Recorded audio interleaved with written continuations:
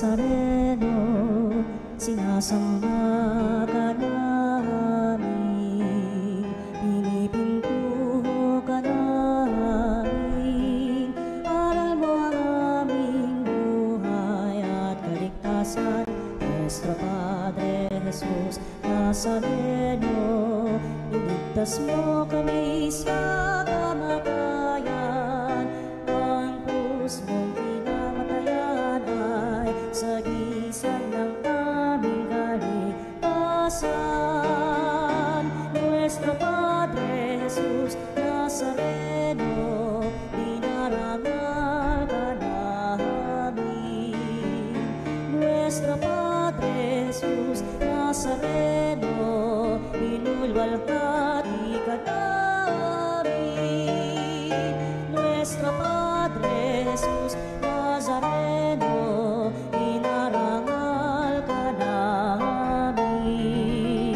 Nuestro Padre Jesus Nazareno, inulwalhati ka namin.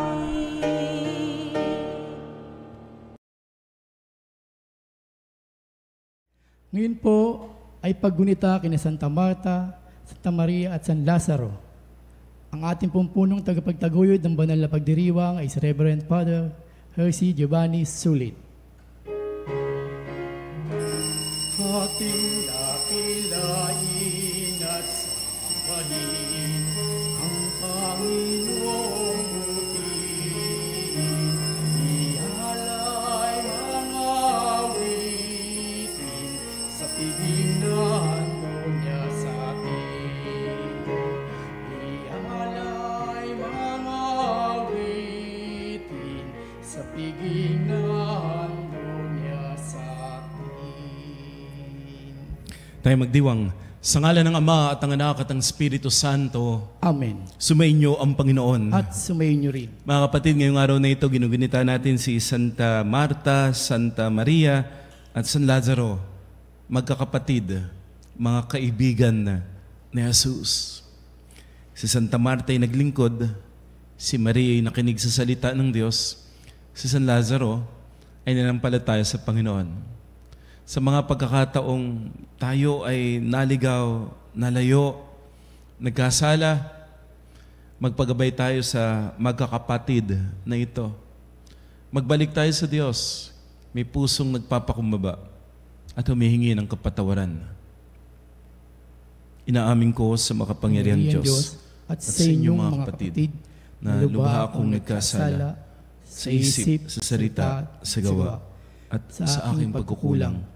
Kaya sinasamo ko sa mahal na Birheng Maria, sa lahat ng mga anghel at mga banal, at sa inyong mga kapatid, na ako'y panalangin sa Panginoong ating Diyos. Kaawaan tayo ng makapangyarihang Diyos, patawarin sa ating mga kasalanan, at patnubayan tayo sa buhay na walang hanggan. Amen. Panginoon, kaawaan mo kami. Panginoon, kaawaan mo kami.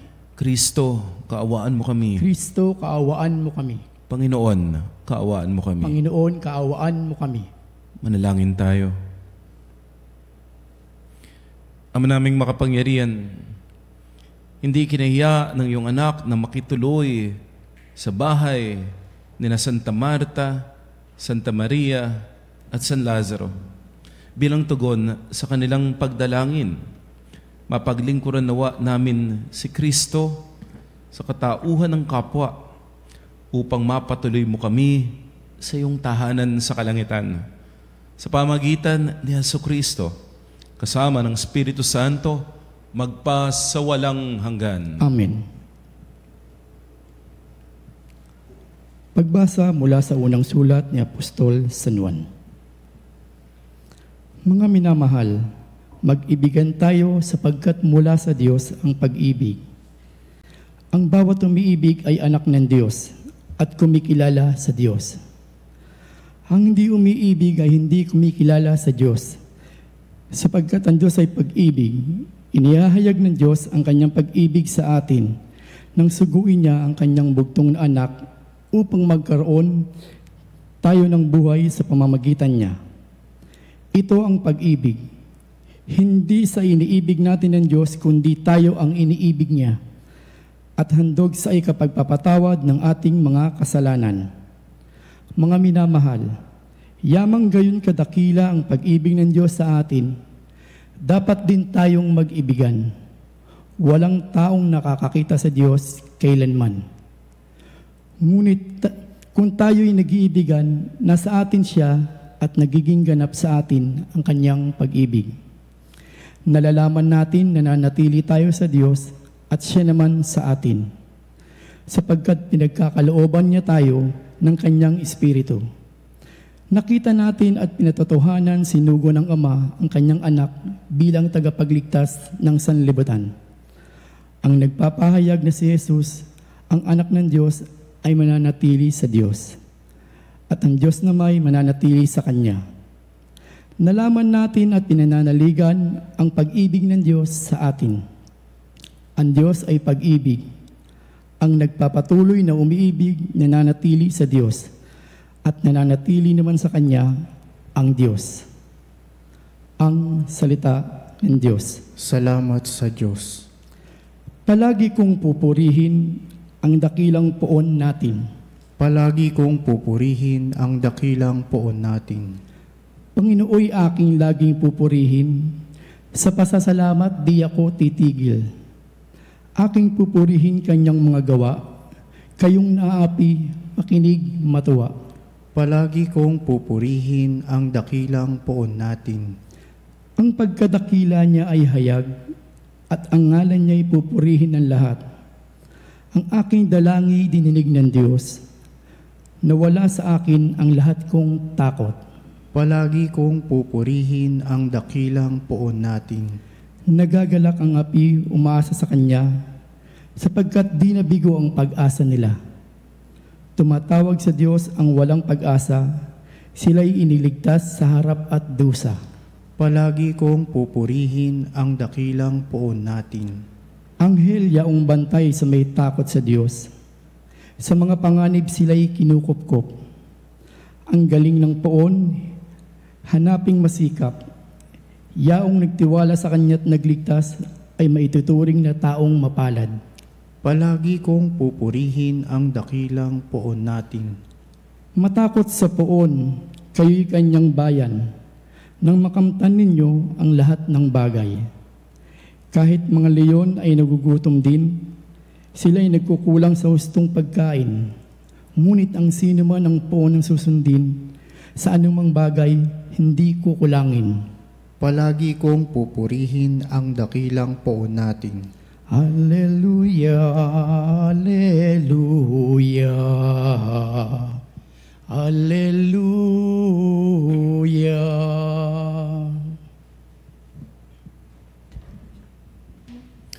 Sumainyo ang Panginoon. At sumainyo rin. Ang mabuting balita ng Panginoon ayon kay San Juan. Papuri sa iyo, Panginoon. Nung panahon yan, maraming sa mga Hudyo ang dumalaw kina Marta at Maria upang sila ay aliwin. Nang marinig ni Marta na dumarating si Jesus, sinalubong niya ito, ngunit si Maria ay naiwan sa bahay. Sinabi ni Marta, Panginoon, kung kayo po'y narito, hindi sana namatay ang aking kapatid. Ngunit nalalaman kong kahit ngayon, ibibigay sa inyo ng Diyos ang anumang hingin ninyo sa Kanya. Muling mabubuhay ang iyong kapatid, wika ni Jesus. Sumagot si Marta, nalalaman ko po, siya'y mabubuhay na uli sa huling araw. Sa muling pagkabuhay, sinabi naman ni Jesus, ako ang muling pagkabuhay at ang buhay. Ang nananalig sa akin, kahit mamatay ay muling mabubuhay. At sino mang nabubuhay at nananalig sa akin, kahit mamatay, ay mabubuhay kailanman. Pinaniniwalaan mo ba ito? Opo, Panginoon. Sagot niya, nananalig ako sa inyo. Kayo po ang anak ng Diyos, ang Mesiyas, na inaasahang paparito sa sanlibutan. Ang mabuting balita ng Panginoon. Pinupuri ka namin, Panginoong Hesukristo. Magandang umaga mga kapanalig. Ngayon po ay paggunita natin sa mga matalik na kaibigan ni Jesus. Madalas po nagpupunta si Jesus sa kanilang tahanan at pinatutuloy naman nila si Jesus.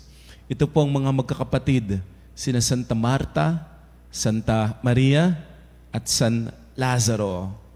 Alam po natin yung mga eksena, laging nagpupunta si Jesus, nagmamahinga, nagre-relax, kumakain. Pagpunta ni Jesus sa bahay ni Marta, si Marta yung karaniwang nagluluto, naghahanda, abalang-abala. Si Maria naman yung nag-entertain kay Jesus, nakikinig ng salita ng Diyos. Nandoon din po si Lazaro. Mga magkakapatid po na madalas puntahan ni Jesus, tumutuloy sa kanilang tahanan at pinatutuloy naman nila si Jesus. Kapanalig, ngayong kapistahan ni Santa Marta, Maria at Lazaro, kumakatok sa ating puso si Jesus. Patuloyin mo siya. Kasi baka kung sino-sino ang pinatutuloy natin na hindi naman talaga mga tunay na kaibigan, baka papahamak lamang tayo. Sasaya tayo, sandali lamang. Ang tunay na kaibigan, maaasahang kaibigan, handang mag-aalay ng buhay na kaibigan, yan ay walang iba kundi si Jesus lamang. Patuloyin po natin si Jesus. At makatatagpo ka ng tunay na kaibigan.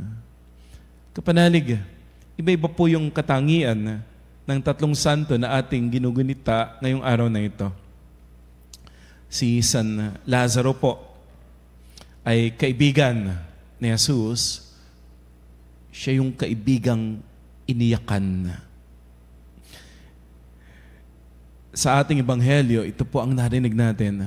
Maraming tao ang dumalaw kay Maria at Marta upang makiramay dahil pumanaw si Lazaro. Si Jesus ay nalungkot at ang sabi po ay umiyak. Actually, hindi lamang umiyak tumangis ng sobra. At ang sabi ng mga tao, tumatangis si Jesus, gayon na lamang ang pagmamahal niya para sa kanyang kaibigan.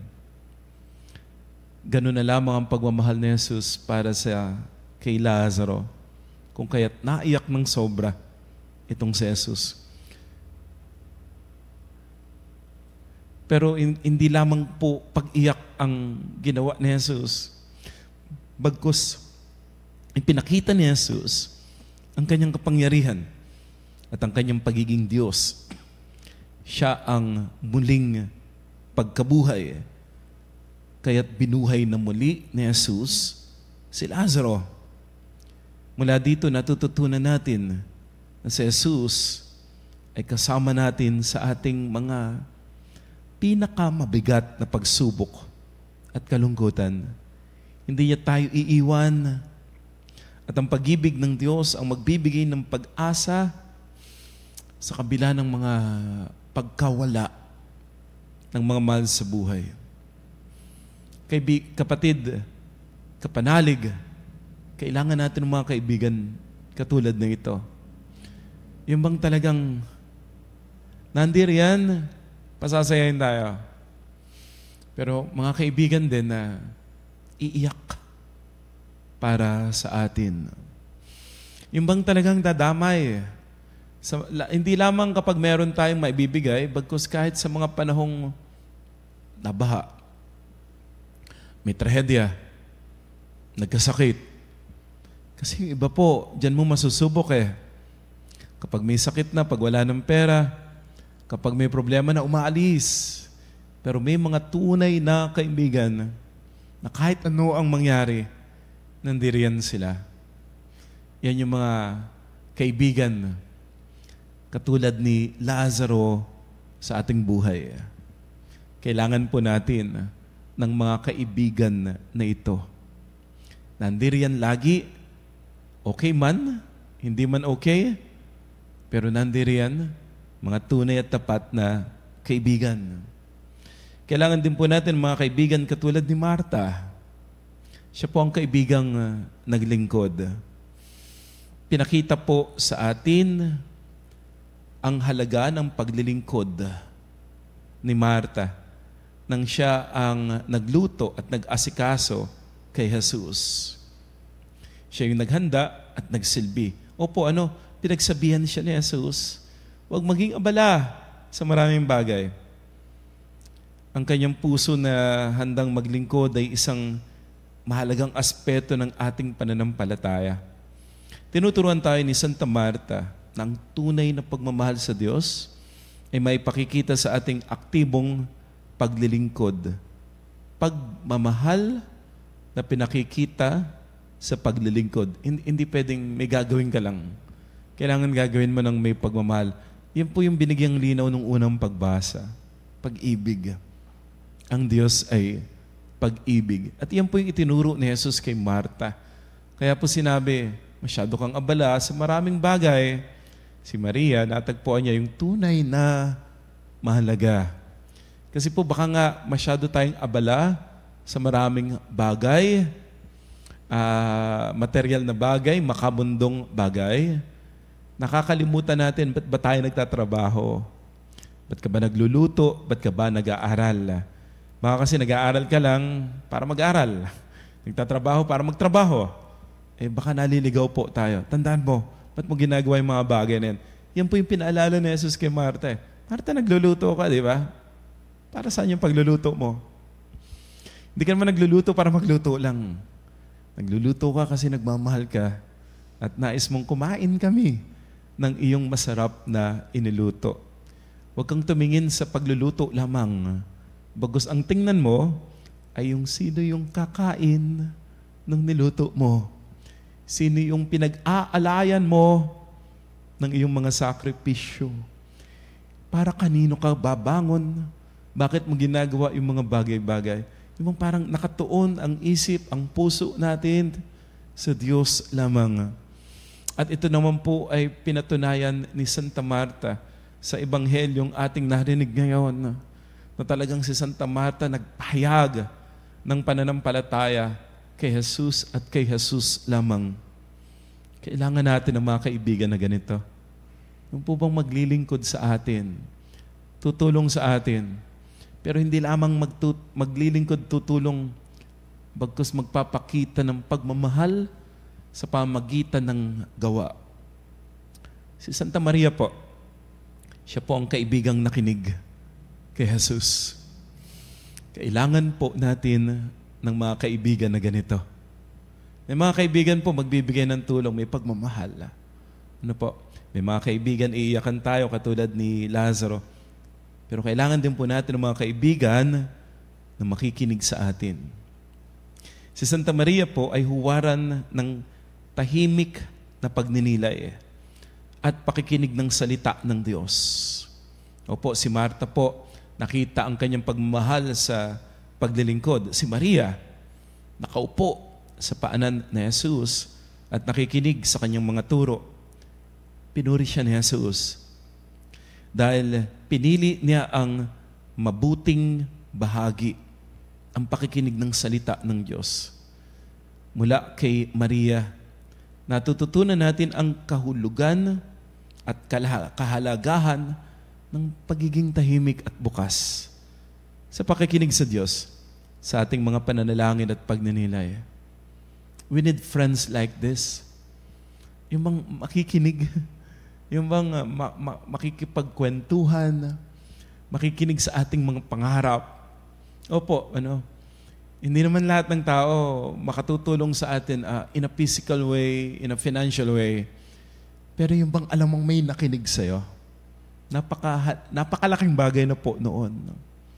We need friends who will listen to us. Makikinig ng mga kwento natin kahit minsan walang kwenta, pero nakikinig pa rin sa mga pangarap po natin. Yan yung mga kaibigan ni Jesus. Yan yung dahilan kaya balik ng balik si Jesus doon sa tahanan ni Maria, Marta at Lazaro at home si Jesus doon. Ngayong kapistahan ng Tatlong Santo na ito, kumakatok din sa ating puso si Jesus. Kasi po, siya ang kaibigan natin Si Jesus ang kaibigan natin na makikinig. Magkwento ka kay Jesus. Ikwento mo lahat ng nangyayari sa buhay mo. Mga ganda, pati yung hindi maganda. Makikinig si Jesus. Si Jesus ang kaibigan natin na maglilingkod at tunay na paglilingkod, kahit buhay niya, iaalay niya para sa atin. At si Jesus din, ang kaibigang iiyak kasama natin. Kasi may mga pagkakataon, hindi mo natatanggalin ni Jesus ang hirap. Hindi mo natatanggalin ni Jesus ang krus. At baka nga hindi niya tanggalin yung krus. Pero siya yung kaibigan na kasama nating magbubuhat ng krus. Opo, umiiyak kasama natin. Pero siya yung kaibigan na magbibigay sa atin ng pag-asa. Konting tiyaga pa. Konting dasal pa. Manalig ka lang. May maganda akong gagawin sa buhay mo. May parating na biyaya. May milagro na mangyayari. Patuloy natin si Jesus sa ating mga puso. Kumakatok siya sa ating mga kalooban. Kailangan natin si Jesus, ating Diyos, tagapagligtas at kaibigan. Kaibigang umiiyak kasama tayo. Nakikinig sa atin at kaibigang naglilingkod hanggang mag-alay ng buhay. Amen.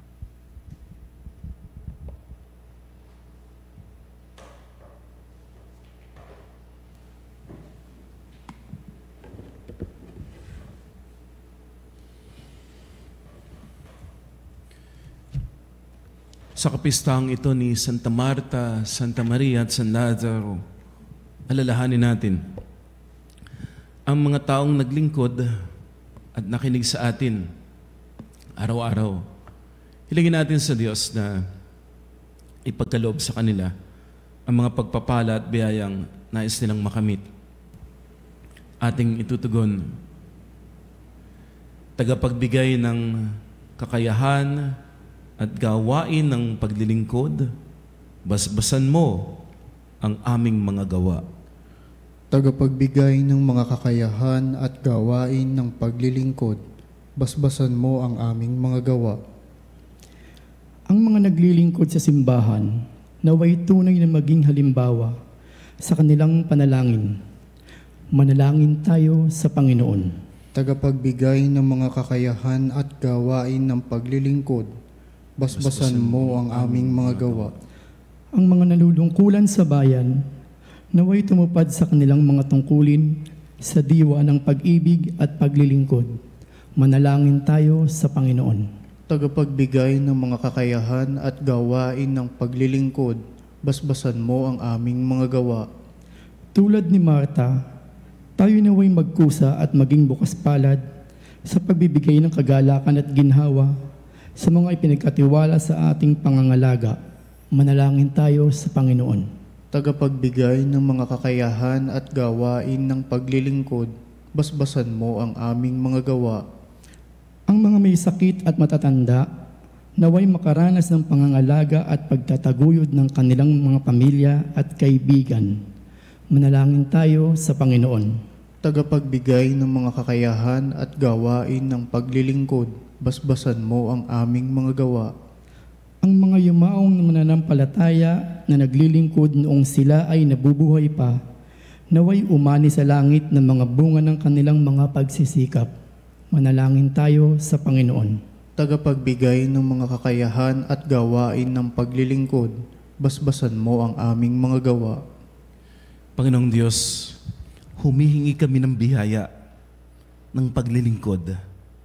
Marapatin mo na ang aming buhay at gawain ay maging mabunga para sa marami upang kami ay makapaglingkod ng katulad ni Marta, Maria at Lazaro. Hiniling namin ito sa pamagitan ni Jesucristo, aming Panginoon. Amen. Amen.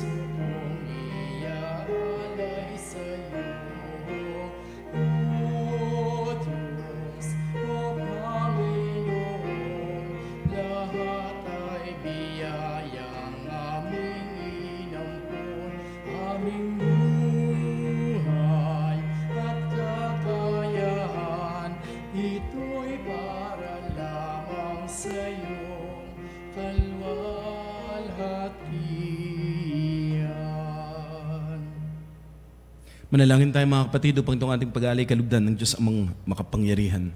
Tanggapin nawa ng Panginoon itong paghahain sa iyong mga kamay, sa kapurihan at karangalan, sa ating kapakinabangan at sa buong sambayanan niyang banal. Ama naming lumikha, dinarakila ka namin. Ngayong si Santa Maria, Marta at Lazaro ay ginugunita upang gaya ng hain nilang pag-ibig na iyong ikinalugod, pagindapatin mo rin ang handog naming paglilingkod sa pamagitan ni Jesucristo kasama ng Espiritu Santo magpa sa walang hanggan. Amen. Sumainyo ang Panginoon. At sumayin niyo rin. Itaas sa Diyos ang iyong puso at diwa. Itinaas na namin sa Panginoon. Pasalamatan natin ang Panginoong ating Diyos. Marapat na siya ay pasalamatan. Manaming makapangyarihan, tunay na marapat na ikaw ay aming pasalamatan. Ang pagpaparangal sa iyong kabuti ay lagi mong pinaalingaw-ngaw sa iyong sambayanan sa pagkakaroon ng mga kaanib na maaasahan at tapat tulad mo sa pananagutan upang magbunga ang punyagi ng iyong anak na sa iyong pag-ibig kami makatulad. Ang mga banal na tao ay tumutulong sa lahat sa pagbibigay halimbawa't pananalangin wagas. Kaya kaisa ng mga anghel nagsisiawit ng papuri sa iyo, walang humpay sa kalangitan. Kami nagbubunyi sa iyong kadakilaan.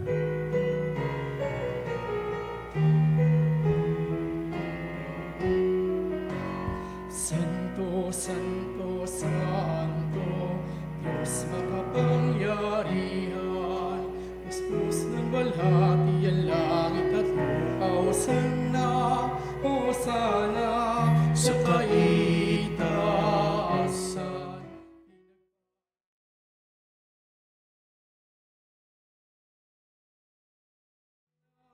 Hosanna, sa kaitaasan. Hosanna, Hosanna, sa kaitaasan.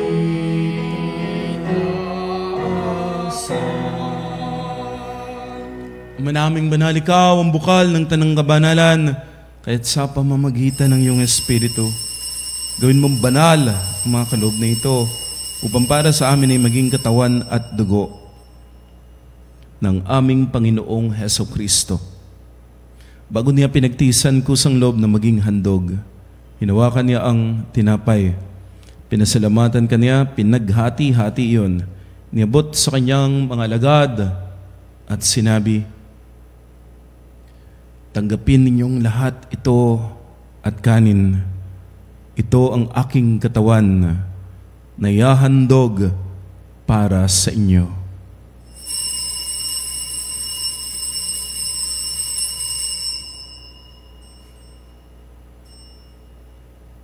Gayun din naman, nung matapos ang hapunan, hinuwakan niya ang kalis, muli kanyang pinasalamatan.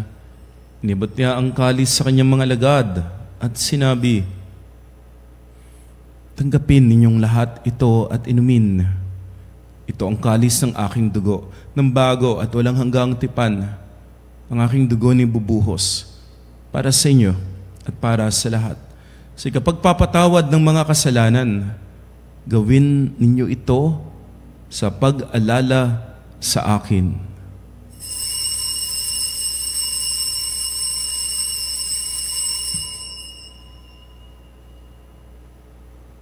Ang misteryo ng pananampalataya.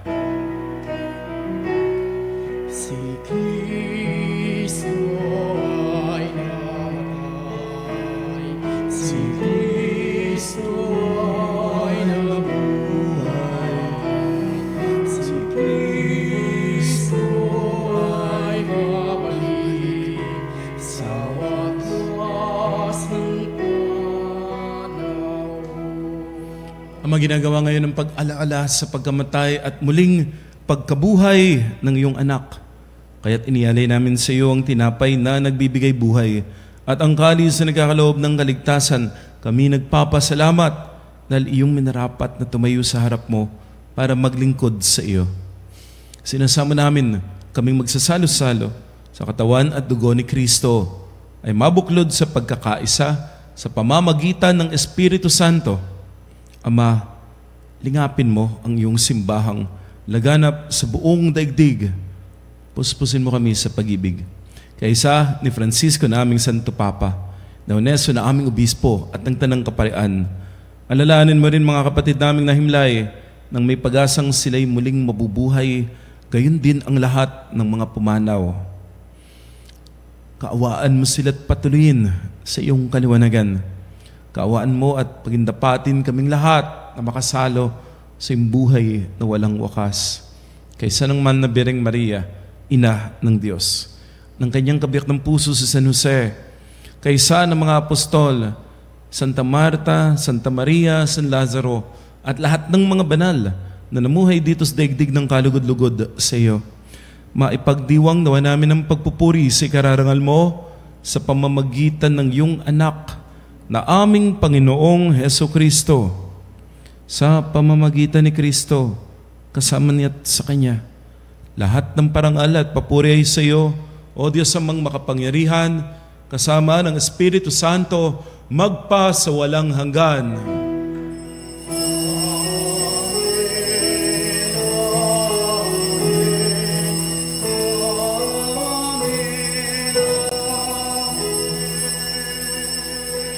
Sa tagubilin ng Panginoong Jesus, tumawag tayo sa ating Ama na nasa langit.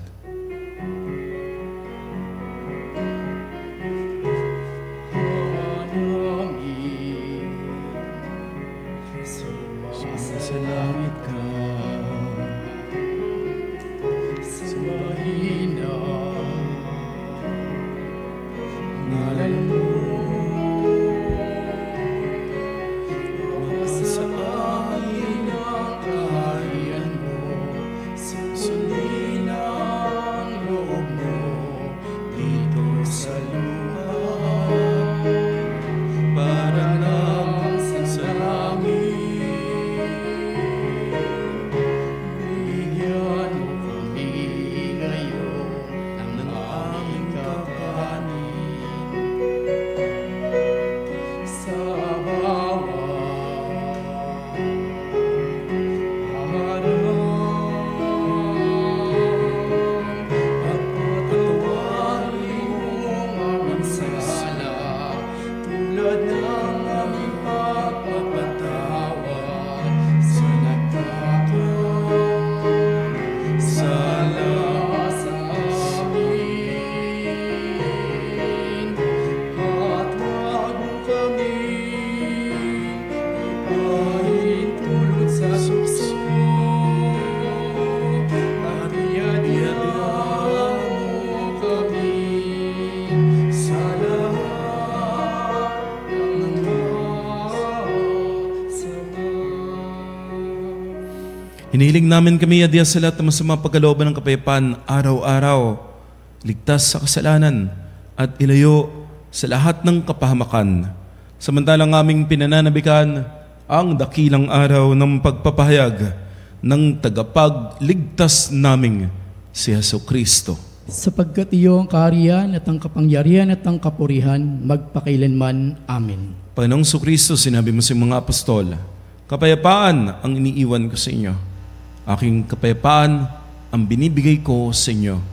Tungayan mo ang aming pananampalataya at huwag ang aming pagkakasala. Pagkalooban mo kami ng kapayapaan at pagkakaisa ayon sa iyong kalooban. Kasama ng Espiritu Santo, magpasawalang hanggan. Amen. Ang kapayapaan ng Panginoon ay laging sumainyo. At sumayin niyo rin. Magbigayan ng kapayapaan. Peace be with you.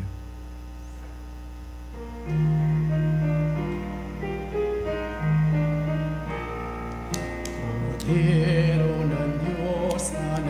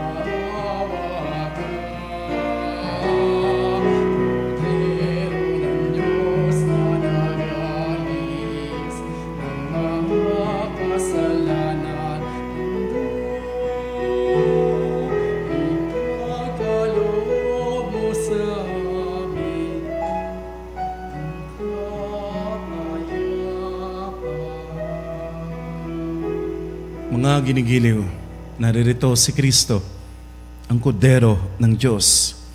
Siya ang nag-aalis ng mga kasalanan ng sanlibutan. Pinagpala tayo na tatanggap kay Jesus sa banal na piging. Panginoon, hindi ako karapat-dapat na magpatuloy sa iyo. Ngunit sa isang salita mo lamang ay gagaling na ako.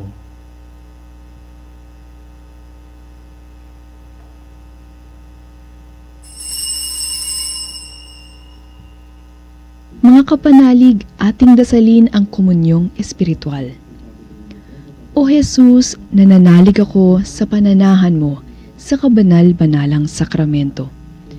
Minamahal kita higit sa lahat at hangad ka ng aking kaluluwa. Hindi ko man matatanggap ngayon ang iyong katawan at dugo, inaasahan ko na patuloy kang mamumuhay sa aking puso. Naniniwala ako na narito ka at kaisa ka ng aking buong pagkatao. Huwag mong ipahintulot na mawalay ako sa iyo. Amen. Panalangin sa mahal na Birhen ng Katotohanan. O Birhen ng Katotohanan, Ina ni Jesus, ang nagkatawang taong salita, salamat sa iyong anak. Tinanggap ko siya bilang aking katotohanan at kaligtasan. Sa pakikinig ng salita ng Diyos, tinulungan mo akong maging malaya. Sa oras ng hirap at pagsubok, linawin mo sa akin na nasa krus ang tagumpay. Sa aking paglalakbay, akayin mo ako sa buhay ng paglilingkod at sa buhay na ganap at kasiyasiya. Kupkupuin mo ako at ang aking mga kapanalig na nakikinig, natututo at nagmamahal. O Maria, Birhen ng Katotohanan, ipanalangin mo kami. O Jesus, ikaw ang daan, ikaw ang katotohanan, at ikaw ang buhay, iligtas mo kami. Amen. Manalangin tayo. Ama naming mapagmahal, pakundangan sa katawan at dugo ni Kristo na aming tinanggap, huwag mong pahintulot na kami sa kasamaan masadlak. Sa halip, pakundangan kay Santa Marta, Santa Maria, San Lazaro, uliran, umunlad nawa kami sa pag-ibig na wagas araw-araw at makaharap nawa kami sa iyo sa langit kailanman. Sa pamagitan ni Jesucristo, kasama ng Espiritu Santo, magpasawalang hanggan. Amen.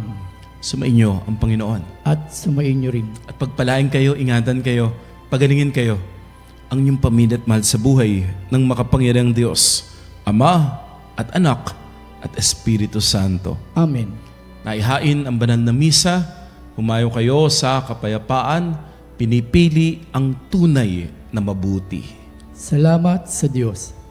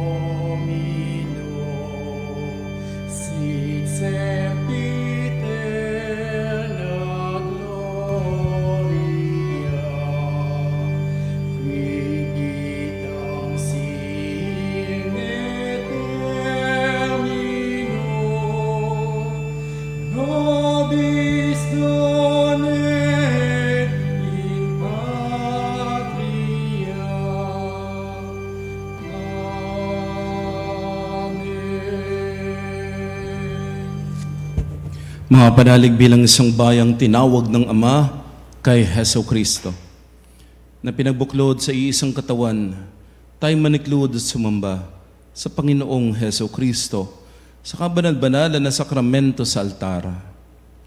Sa sandaling ito ng pagpupuri at pagsamba sa banal na sakramento, alalahanin natin ang ating mga kapanalig na kasama natin ngayong nakikinig at nakasubaybay sa ating himpilan.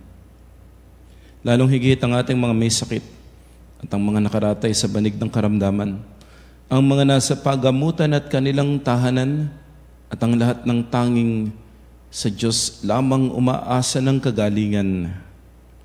Ganyan din pinalangin natin ang mga nanghihina sa kanilang pananampalataya, ang mga nakaranas ng matinding kalungkutan, takot at pangamba, ang mga nawawala ng pag-asa at lakas ng loob. O Diyos, halina at kami tulungan. O Panginoon, magmadali ka sa iyong pagdamay. Papuri sa Ama at sa Anak at sa Espiritu Santo. Kapara na noong unang-una, ngayon at magpasawalang hanggan. Amen. Purihin ang makapangyarihang Ama na nagsugo ng kanyang bugtong na anak upang tayo maipagkasundo sa Kanya. Pinupuri ka namin ngayon at kailanman. Purihin ang Panginoong Sukristo, ang Kordero ng Diyos na nag-alay ng kanyang katawan at dugo bilang pagtubo sa sala ng tanan. Pinupuri ka namin ngayon at kailanman. Purihin ang banal na Espiritu, ang Panginoong nagpapabanal, na pumupuspos at nagbibigay kagalingan sa lahat. Pinupuri ka namin ngayon at kailanman.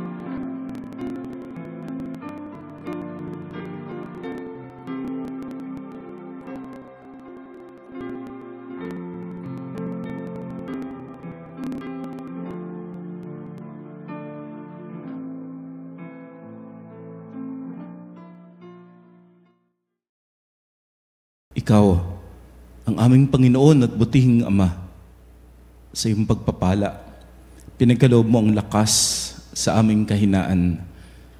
Tunghayan po ng may kagandahang loob ang iyong mga lingkod na may sakit at may karamdaman, ang mga nababalisa at nawawala ng pag-asa, ang mga natatakot at nalulumbay, ang mga may matinding problema at pinagdaraan ng hirap sa buhay, ang mga nasa bingit ng kamatayan. Pagalingin at aliwin mo po sila sa kanilang mga karamdaman at ibalik sa kalusugan at kapanatagan ng loob upang mabatid nila ang iyong kabutihan at sila'y magpasalamat sa iyong banal na pangalan. Hinihiling namin ito sa pamamagitan ni Jesucristong aming Panginoon. Amen. Pangwakas na panalangin. Panginoon, nagsusumamo kami, dalawin ang tahanan na ito at alisin mula rito ang lahat ng mapanirang kapangyarihan ng kaaway.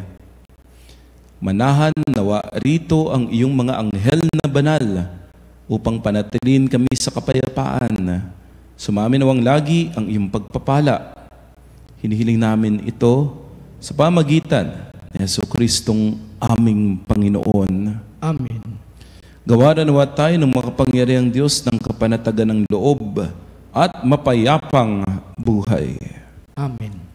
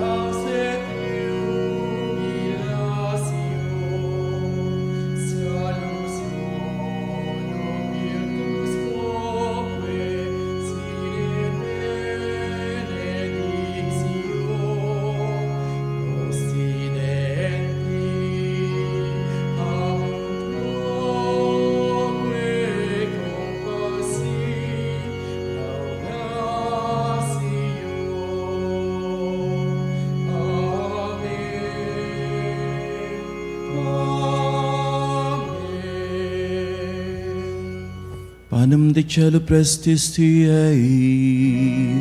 Omne declamentum insehabente. oremus. Deus qui nobis sub sacramento mirabili, passionis tuae memoriam reliquisti, tribueque sumus, ita nos corporis et sanguinis tui sacra mysteria venerari, ut redemptionis tuae fructum in nobis iutas enshamus, qui vivis et regnas in saecula saeculorum.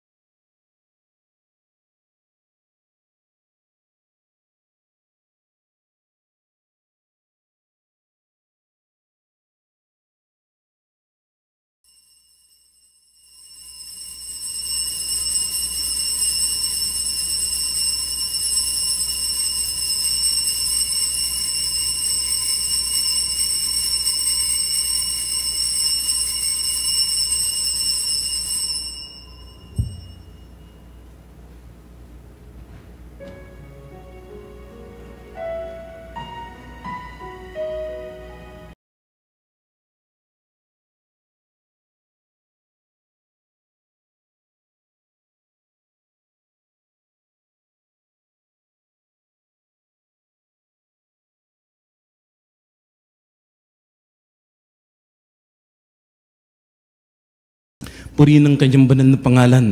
Purihin ang kanyang banal na pangalan. Purihin si Jesucristo, Diyos na totoo at tao namang totoo. Purihin si Jesucristo, Diyos na totoo at tao namang totoo. Purihin ang ngalan ni Jesus. Purihin ang ngalan ni Jesus. Purihin ang kanyang kabanal-banalang puso. Purihin ang kanyang kabanal-banalang puso. Purihin ang kanyang kamahal-mahalang dugo. Purihin ang kanyang kamahal-mahalang dugo. Purihin si Jesucristo sa banal na sakramento sa altar. Purihin si Jesucristo sa banal na sakramento sa altar. Purihin ang Espiritu Santo, mga aaliw. Purihin ang Espiritu Santo ang mga aliw. Purihin ang dakilang ina ng Diyos, Santa Maria Santissima. Purihin ang dakilang ina ng Diyos, si Maria Santissima. Purihin ang kalinis-linisang paglilihi sa Kanya. Purihin ang kalinis-linisang paglilihi sa Kanya. Purihin ang kanyang maluwalhating pag-aakyat sa langit. Purihin ang kanyang maluwalhating pag-akyat sa langit. Purihin ang ngalan ni Maria, Birhen at Ina. Purihin ang ngalan ni Maria, Birhen at Ina. Purihin San Jose, kanyang kalinis linisang esposo. Purihin si San Jose, ang kanyang kalinis linisang esposo. Purihin ang Diyos sa kanyang mga anghel at mga santo. Purihin ang Diyos sa kanyang mga anghel at mga santo.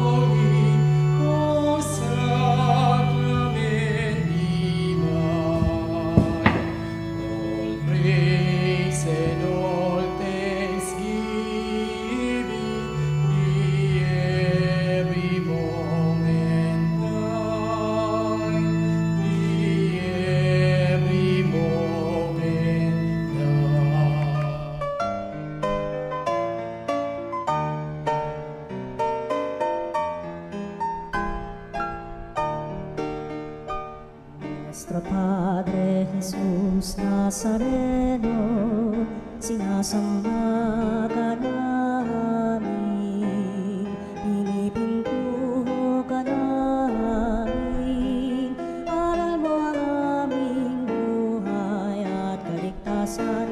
Nuestro Padre Jesus Nazareno, iligtas mo kami sa kamatayan, ang krus mong pinamatayan ay sagisag ng aming kaligtasan.